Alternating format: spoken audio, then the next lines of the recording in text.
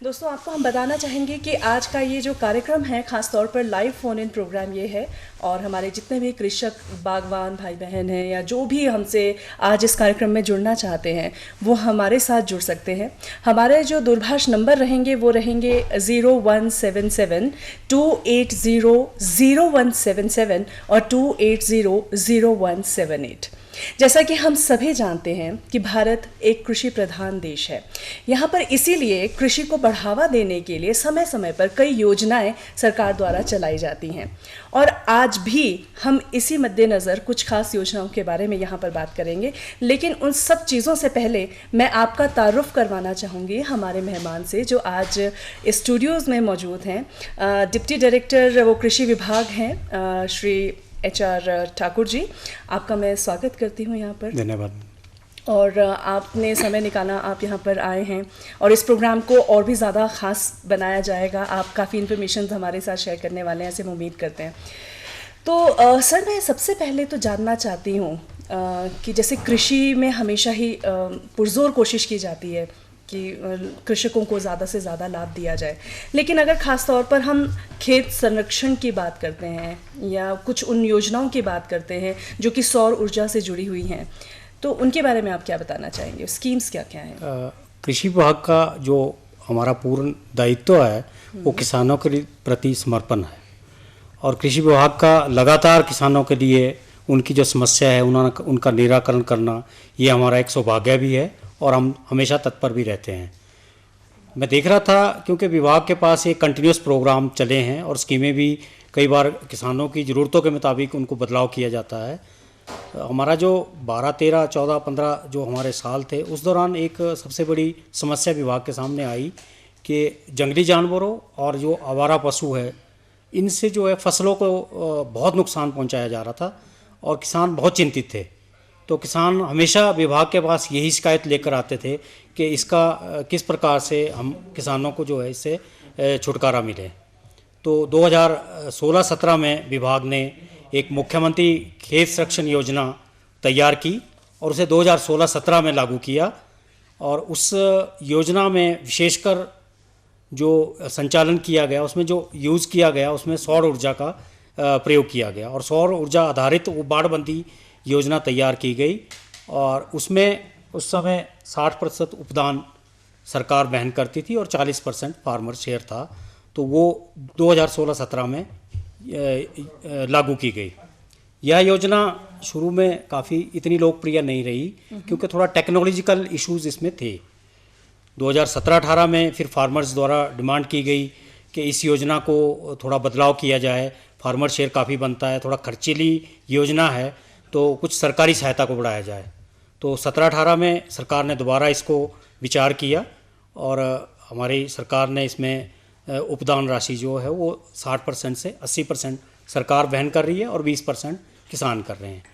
इस योजना को 17-18 तक इतना मोमेंटम नहीं रहा क्योंकि उसमें कुछ टेक्नोलॉजिकल इशू आए, और ये निरंतर जारी है। इसमें जो भी कोई किसानों की समस्या आती है तो उससे हम उसका निराकरण करते हैं, और उसमें कोई चेंजिंग करनी है तो डिपार्टमेंट उसके लिए हमेशा उसमें चेंज करके उसको मॉडिफाई रूप करता है। अच्छा, मैं जानना चाहूँगी कृषि में सौर योजनाओं की जब हम बात करते हैं तो खास तौर पर कौन कौन सी योजनाएं हैं जिनका जिक्र आता है? अब इस वक्त जो विभाग के पास है वो हमारी जो बाड़बंदी योजना है, सोलर फेंसिंग, ये सबसे बड़ी योजना है। इसके साथ साथ हमारी जो प्रधानमंत्री कुसुम योजना है जो सिंचाई के लिए इसमें प्रयोग होता है। बाड़बंदी होगी हमारी आवारा पशुओं से और फसलों के प्रोटेक्शन के लिए, लेकिन फसलों के उत्पादन के लिए सिंचाई का भी एक बहुत बड़ा योगदान है। तो सिंचाई की सुविधा को प्रदान करने के लिए बहुत सारे हमारे ऐसे क्षेत्र थे जहाँ पर बिजली का पहुँचना संभव नहीं था। तो उन क्षेत्रों के लिए ये एक सौर ऊर्जा आधारित जो सोलर पंप्स है, डिवाइसेस है, उनको इसमें समायोजित किया गया, और उसके इन सौर ऊर्जा पंपों से पानी को लिफ्ट किया गया। उस स्कीम को पूरा कार्यान्वित करके किसानों को लाभान्वित किया, और उसमें 80% सब्सिडी भारत सरकार द्वारा वहन की जाती है, जिसमें सेंट्रल गवर्नमेंट का शेयर भी है और 10% स्टेट गवर्नमेंट का 90-10 में अब चल रही है। यहाँ एक चीज़ मैं और पूछना चाहूँगी, ये जो अलग अलग विभिन्न योजनाएं हैं इनमें जो अनुदान राशि है उनका भी परसेंटेज कुछ अलग अलग है? हाँ, अलग अलग है, क्योंकि जो ज़्यादातर जो हमारे क्योंकि लघु और सीमांत किसान है हिमाचल में, तो उसमें जो इनके लिए वो 80% है, और कुछ इसमें पैटर्न भी थोड़ा सा चेंज किया गया। जैसे सामूहिक रूप में किसान किसी योजना को अपनाते हैं तो उसमें 5% हायर साइड पर 85% उपदान सरकार उस पर देती है। सामूहिक रूप से वो ईजी भी हो जाता है और समूह में किसान जो इकट्ठे होकर उस योजना को अच्छी तरह से कार्यान्वित भी करते हैं।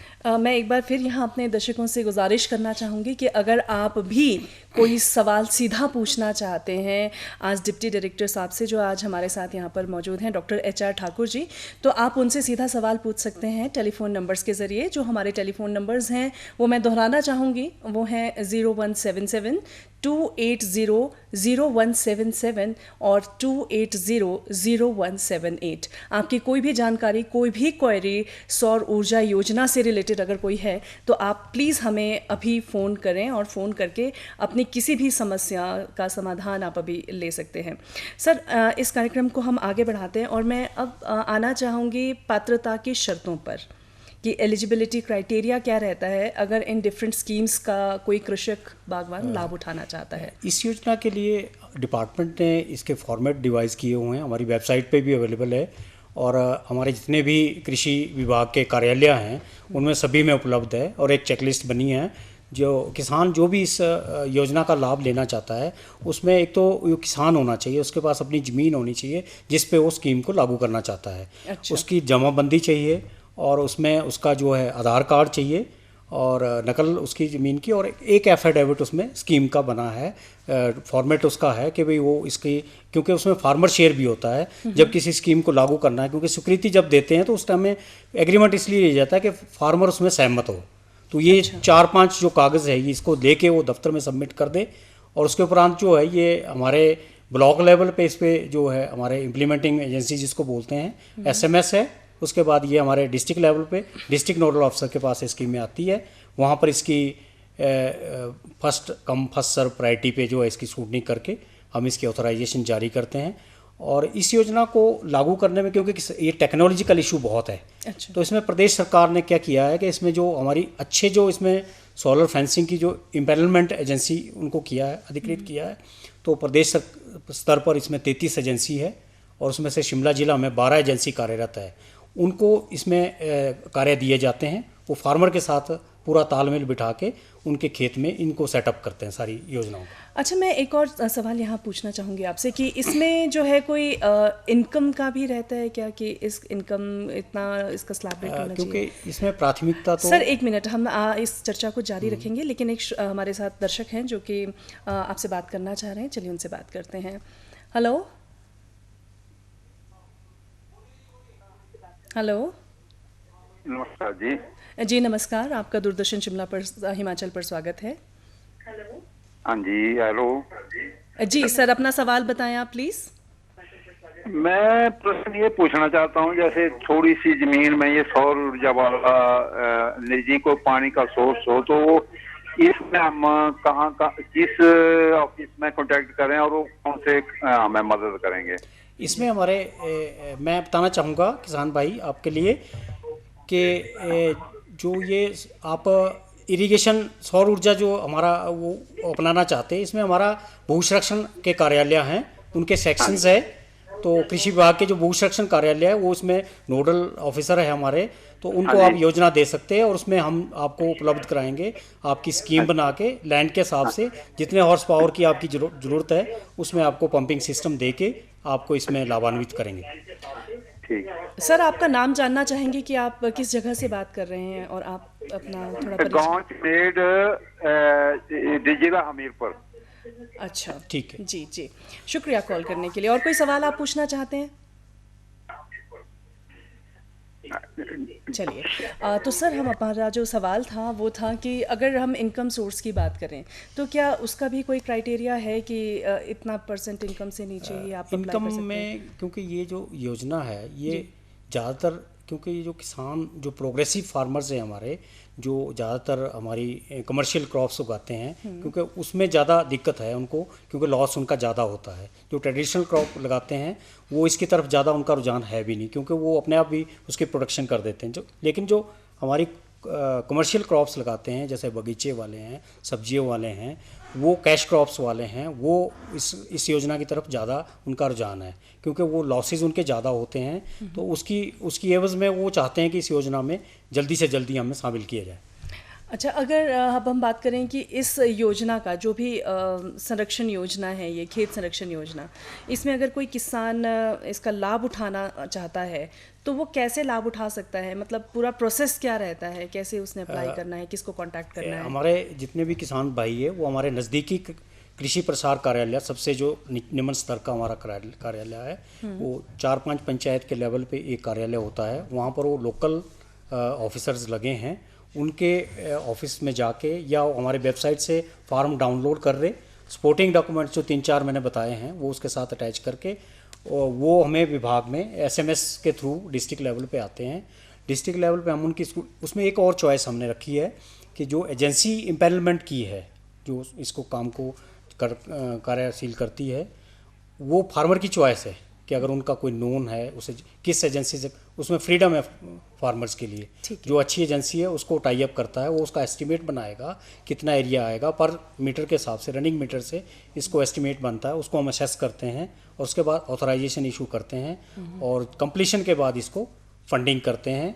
फार्मर शेयर जो है वो SMS ऑफिस में जमा होता है और जैसे ही ये कंप्लीट होता है ज्वाइंट इंस्पेक्शन इसकी करते हैं, और अगर क्वालिटी वर्क है और सब कुछ ठीक है, औपचारिकता पूरी है, फार्मर सेटिस्फाइड है, उसके बाद वो एजेंसी को पैसे RTGS से ट्रांसफर। इस पे हम और कंटिन्यू रखेंगे अपनी बातचीत। एक फ़ोन कॉल है हमारे लिए, तो देखते हैं कॉलर कौन है हमारे साथ आज। हेलो हेलो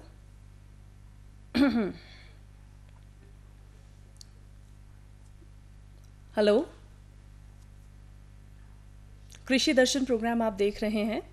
तो अगर आप हमारे साथ इस प्रोग्राम में जुड़ना चाहते हैं तो आप हमें फ़ोन कर सकते हैं हमारे टेलीफोन नंबर्स पर, जो है 0177 2800177 और 2800178। एक कॉलर मुझे लगता है हमारे साथ फ़ोन लाइन पर हैं, लेकिन उन्हें हम नहीं सुन पा रहे हैं। हेलो हेलो, नमस्कार जी नमस्कार, आपका स्वागत करते हैं। जी बताएं, अपना नाम बताएं। हेलो, चलिए, मुझे लगता है कि इनसे हमारा संपर्क नहीं हो पा रहा है। अपने दर्शकों से एक गुजारिश हमारी रहेगी कि जब भी आप हमें फ़ोन करें तो काइंडली ऐसी जगह से फ़ोन करें जहां पर नेटवर्क प्रॉपर हो और जो हमारी बातचीत है वो पूरे तरीके से बिना किसी डिस्टर्बेंस के पूरी हो पाए। और हम जानते हैं इस वक्त काफ़ी कॉलर्स हैं जो इस वक्त फ़ोन लाइन ट्राई कर रहे हैं, और एक महत्वपूर्ण आज हमारा ये विषय है जिस पर हम बातचीत कर रहे हैं और हमारे साथ हमारे ख़ास मेहमान जुड़े हैं। वापस एक बार दोहराना चाहेंगे कि आज कृषि में जो सौर ऊर्जा योजनाएं हैं, इसके ऊपर आज हम बात कर रहे हैं। हमारे आज खास मेहमान हैं डॉक्टर HR ठाकुर जी, जो कि मौजूद हैं और हमारे साथ यहाँ स्टूडियोज़ में, और बहुत सारी जानकारियाँ हमसे साझा कर रहे हैं। तो हम खेत संरक्षण योजना के बारे में बात कर रहे थे कि हम कैसे उसको कांटेक्ट कर सकते हैं। इस योजना की अगर हम बात करें तो ये कैसे प्रॉपरली कार्य करती है, मुझे लगता है मुझे एक बार फिर रुकना चाहिए। एक कॉलर और हैं हमारे साथ लाइन पर, उन्हें ले लेते हैं। हेलो हेलो,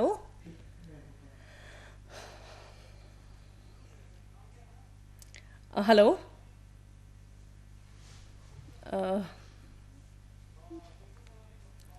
एक लास्ट ट्राई। हेलो, हेलो जी जी बताएं, अपना नाम बताएं। नमस्कार। मेरा नाम गुप्ता है जी। जी, अपना सवाल पूछें आप। मैं आपसे मेरे एक सवाल है आपसे। जी, टैंक के लिए टैंक बनाना चाहता हूँ मैं, टैंक के लिए पैसे मिलते हैं या नहीं? जरा दोहराएं। आपका सवाल हम तक क्लियरली नहीं पहुंचा है, प्लीज़ थोड़ा एक बार और पूछें अपना सवाल। टैंक बनाने के बारे में जी, टैंक बनाना चाहता हूँ मैं। समझ नहीं आ रहा। हम आपका क्या इसके लिए पैसे मिलते हैं या नहीं? आप अपने टीवी का वॉल्यूम प्लीज़ कम करें, और एक बार फिर मेरी आपसे गुजारिश है, माफ़ी चाहेंगे, हम आपका सवाल नहीं सुन पा रहे हैं प्रॉपरली। हेलो हेलो जी, अब बताएं। मैं आपसे पूछना चाहता हूँ, मैं टैंक बनाना चाहता हूँ ना जी। हाँ जी। तो इसके लिए पैसे मिलते हैं या नहीं? फेंसिंग के लिए पैसे मिलते हाँ, हैं या नहीं, हाँ, आप ऐसा फेंसिंग पूछना के चाह रहे लिए- हैं? टैंक बनाने के लिए, टैंक बनाने के बनाने लिए टैंक टैंक बनाने के लिए हमारी अलग से विभाग की स्कीमें हैं। तो उसमें आप हमारे नज़दीकी भू संरक्षण कार्यालय है, उसमें संपर्क करें। अगर वो वहाँ नहीं मिलते तो मुझे कॉल कर सकते हैं। डिप्टी डायरेक्टर एग्रीकल्चर शिमला 94 180 32 518 पे कॉल करें। मैं आपको डिटेल में इंफॉर्मेशन आपको हाँ जी, हाँ जी। सप्लाई कर दूंगा। शुक्रिया कॉल करने के लिए। धन्यवाद जी। तो हम इस चीज़ को और अपने टॉपिक को हम आगे बढ़ाते हैं। अगर कृषकों ने अपने किसी भी सवाल का जवाब लेना है, कोई डाउट है, कोई क्वेरी है उनके माइंड में, तो फिर वो कैसे उसको पूछ सकते हैं, कैसे कांटेक्ट करें? हमारे कृषकों के लिए हमारी जो डिपार्टमेंट की वेबसाइट है उस पर भी सारी स्कीम्स अपलोड की गई है, लेकिन अभी तक हमारी वेबसाइट डायनेमिक नहीं है। उसको थोड़ा सा हम कोशिश कर रहे हैं उसको डायनेमिक करने के लिए। फिर तो ये सारा सिस्टम हमारा ऑनलाइन हो जाएगा, राइट फ्रॉम एप्लीकेशन से डिस्पोजल लेवल तक। उसके अलावा हमारे ईमेल है, सभी कार्यालयों की ईमेल है, वो भी हमने पब्लिक डोमेन में डाली है। कॉन्टैक्ट नंबर जितने डिप्टी डायरेक्टर के हैं, हमारे डिस्ट्रिक्ट लेवल के सभी के कॉन्टैक्ट नंबर हमारी वेबसाइट पे hpagriculture.com पे है, वो संपर्क कर सकते हैं। हमारे ईमेल्स है। उसके अलावा अगर किसान व्हाट्सएप से भी हमें भेजते हैं तो हम उनकी एप्लीकेशंस को भी उसमें कंसीडर करते हैं और उनसे उनकी जवाबदेही उनको पूरा उसका जवाब देते हैं। अच्छा, मैं अगर आज की डेट में कोविड-19 के चलते काफ़ी हमारे लाइफस्टाइल में चेंजेस हो चुके हैं, हर एक चीज़ पर इसका प्रभाव पड़ा है, तो अगर मैं सूचना और प्रौद्योगिकी की बात करूं, तो किस तरीके से आप इन योजनाओं को आम जनता तक, कृषकों तक पहुंचा रहे हैं, जहां तक इस वक्त किसी चीज़ की रीच नहीं है, रेंज नहीं है, नहीं जा पा रहे हैं, उन तक कैसे योजनाएं के बारे में बताया जा रहा है? दरअसल कोविड ने हमारे जो सोशल स्टेटस है उसमें काफ़ी चेंजेस लाए हैं। हमारा संपर्क जो है वो काफ़ी कटा है आजकल, लेकिन हमारे कृषि विभाग के लिए एक बहुत बड़ा चैलेंज था कि जब ये कोविड आया उस टाइम हमारी जो रबी की क्रॉप्स थी उसमें हार्वेस्टिंग होनी थी, तो हम लोगों ने उसको पूरे भरसक प्रयास करके फार्मर्स की फील्ड में उतर के सारे डिस्ट्रिक्ट एडमिनिस्ट्रेशन से सारा सेटअप करके जो है उसको किया। और साथ में अगला सीज़न हमारा साथ में सोइंग का था, तो सारे सीड अरेंजमेंट्स वो सारा काफ़ी, और फार्मर्स को ज़्यादातर हमारा कांटेक्ट जो है व्हाट्सएप से रहा, और व्हाट्सएप पे ही सारी हमारी इन्फॉर्मेशन डिसेमिनेट हुई, क्योंकि ईमेल और व्हाट्सएप्स इसमें इसके द्वारा ही सारा विभाग का संचालन किया। सर, इन केस हमारे ऐसे कृषक बागवान भाई बहन जो हैं, जो व्हाट्सएप या कोई सोशल मीडिया नहीं यूज़ करते हैं, या फिर मैं कहूँ कि कोई स्मार्टफोन्स यूज़ नहीं करते हैं, वो नहीं है, तो उन लोगों तक कैसे इन्फॉर्मेशन पहुँचाई जा रही है? जो हमारे प्रोग्रेसिव फार्मर्स हैं वो हमारे एम किसान में जुड़े हैं। अच्छा। उनको मोबाइल में जितना भी वीकली कोई इन्फॉर्मेशन है उसमें मैसेज जाता है, और सभी किसानों को मैसेज जाता है। जैसे कोई क्रॉप से रिलेटेड है, एक स्कीम में भी उसमें कोई प्रॉब्लम्स आ रही है तो उसमें हम उसमें मैसेज डालते हैं। अभी मैंने भी 2-3 हफ्ते पहले जो इसमें सोलर फेंसिंग में कोई प्रॉब्लम आ रही थी, फार्मर्स की लगातार शिकायत आ रही थी, तो उसमें हमने मैसेज दिया था कि जो इसकी जो संचालन है वो फार्मर्स को खुद संभालना है और उसको कैसे दूर करना है, जो कमियाँ आ रही है, इमीडिएट कुछ प्रॉब्लम आ रही थी तो उसके भी हमने मैसेज फार्मर्स को उसमें भेजे थे। अभी आपने जिक्र किया एम किसान का, ये क्या है एम किसान? ये हमारा मैसेज पोर्टल है जी। और इसमें काफ़ी फार्मर्स हमारे जुड़े हैं, गवर्नमेंट ऑफ इंडिया का है, और उसमें जो हिमाचल में हमारे जितने भी प्रोग्रेसिव फार्मर्स हैं वो लिंक उसमें किए हुए हैं और उनको मैसेज जाते हैं। अच्छा, वो कैसे, अगर कोई फार्मर इस वक्त आपको देख रहा है, अगर उसने भी इस पोर्टल के जरिए खुद को रजिस्टर करवाना है, तो इसका प्रोसेस क्या है? वो हमें मोबाइल नंबर भेज दे। हमारा एक इन्फॉर्मेशन विंग है, कृषि सूचना अधिकारी जो है उसको हम भेज के उसको रजिस्टर कर देते हैं, और उसको वीकली या हफ्ते में 3 बार 4 बार जो भी एग्रीकल्चर से रिलेटेड कोई इशू होते हैं तो उसमें हम कॉल करते हैं उन्हें और मैसेज जाता है। कैसे ये इसका प्रॉपर एड्रेस मैं अगर जानना चाहूँ, फ़ोन नंबर मैं जानना चाहूँ, कैसे अपने आप को रजिस्टर करें लोग? पोर्टल आपका क्या है उसकी थोड़ी जानकारी दें। हमें भेज दें, हम मोबाइल करके मोबाइल मैसेज कर दें। हमारा इन्फॉर्मेशन कृषि सूचना अधिकारी है हमारे, अच्छा, समीर शर्मा जी, एम किसान, वो देख रहे हैं। हमें मैसेज कर दें तो हम उसमें रजिस्टर करके उनको एंटर कर देते हैं। ठीक है। इसके अलावा मैं जानना चाहूँगी, क्या कोई और हेल्पलाइन नंबर है जिस पर कृषक जो हैं कॉल हाँ, करके? हमने ब्लॉक लेवल तक हमारे जो SMS है उनकी हेल्पलाइन जारी की, क्योंकि कोविड में सारा कार्य जो है वो हेल्पलाइन के थ्रू ही हुआ है। और सारा जो संचालन है, जैसे हमारा सबसे बड़ा प्रॉब्लम आ गया था उसमें ट्रांसपोर्टेशन। आज भी जैसे हमारा अब आने वाले सीजन में एप्पल मार्केटिंग हो रही है, तो उसमें भी जो गाड़ियों की आवाजाही है, एग्रीकल्चर प्रोड्यूस या हमारे फार्मर से रिलेटेड जितने भी इनपुट्स है उनकी आवाजाही के लिए गवर्नमेंट ऑफ इंडिया ने एक हमारा रथ ऐप बनाया है, उसका संचालन उसमें हम लोग जुड़े हैं। अच्छा। कोई भी किसी प्रकार की कोई मूवमेंट है, कोई कहीं भी कोई दिक्कत है, तो उसमें हमारा डायरेक्ट ऑनलाइन जुड़े हैं, तो उसको हम वहाँ से निराकरण करते हैं। ये जो हम अभी खेत संरक्षण योजना की बात कर रहे थे, मैं आपसे जानना चाहूँगी क्या इनके अलावा, जिनका जिक्र हम अभी तक कर चुके हैं इस प्रोग्राम में, कोई और भी योजनाएं हैं जो कि पाइपलाइन में हैं? खेत संरक्षण योजना में भी अभी, क्योंकि इसमें पहले तो ये सोलर फेंसिंग बाड़बंदी थी जी। लेकिन इसके जिस तरह से इसके किसानों द्वारा सुझाव आए, उसके उपरांत इसको थोड़ा सा मॉडिफाई करके हर साल इसमें कोई ना कोई अपडेशन होती है। तो 2019-20 में हमारे इसमें बारबर्ड वायर, चेन लाइन फेंसिंग और अभी एक कंपोजिट मॉडल कर दिया गया है, जिसमें हमारे 2 से 4 फुट तक फार्मर की चॉइस के मुताबिक उसमें नीचे जालीनुमा चेन फेंसिंग करते हैं और उसके ऊपर जो है सोलर फेंसिंग के वायरिंग करके उसका संचालन किया जाता है। वो थोड़ा उसमें थोड़ी कॉस्ट बढ़ गई है, और लेकिन अब उसमें गवर्नमेंट ऑफ इंडिया 70% बेयर कर रही है, 30% फार्मर शेयर कर रहे हैं। इसके अलावा जो कृषि विभाग में सबसे अभी कोविड के दौरान में बहुत बड़ी डिमांड रही स्प्रे पंप की, स्प्रे पंप, और वो जो है वो भी सोलर ऑपरेटेड, बैटरी ऑपरेटेड हमारे पंप्स अवेलेबल है, और हम फार्मर्स को उसको 50% गवर्नमेंट सहायता से कॉस्ट पे सभी फार्मर्स को उनकी मांग के अनुसार उपलब्ध करवा रहे हैं। उसके अलावा हमारा पंपिंग सिस्टम हो गया, और दैनिक जो जीवन है उसमें भी हमारा वाटर सोलर हीटिंग सिस्टम, बिजली, आपका जो सोलर लाइट्स है, वो तो एक डे टू डे रूटीन में फार्मर्स के आ गया है। वो यूज टू भी हो रहे हैं, धीरे धीरे प्रोग्रेसिव भी हो रहे हैं। और फार्मर ने अब तो सोलर पैनल को बढ़ा के उसमें बिजली पैदा करने के लिए भी प्रोजेक्ट्स अपनी स्पेस दे के वो बिजली हमारे पावर पूल में भी बिजली सप्लाई कर रहे हैं सोलर से तैयार करके। वो भी ऐसे प्रोजेक्ट्स अब इनके सौर ऊर्जा जो डिपार्टमेंट है उनके पास अवेलेबल है।